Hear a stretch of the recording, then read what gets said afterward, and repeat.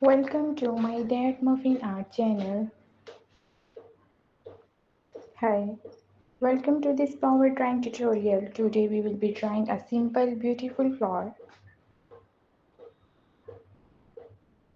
Start by grabbing a pencil, eraser and some paper. First draw a small circle in the middle of the page.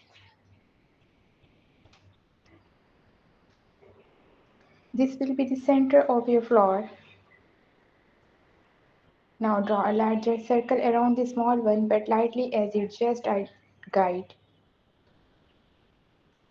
Next, we will begin drawing the petals. Start at the edge of the small circle. Draw a curved line outward to form the shape of the petal. Bring the line back to the center of the flower, creating one petal. Repeat this process around the center, evenly spacing the petals. Don't worry about making each petal perfect. Natural flowers are irregular.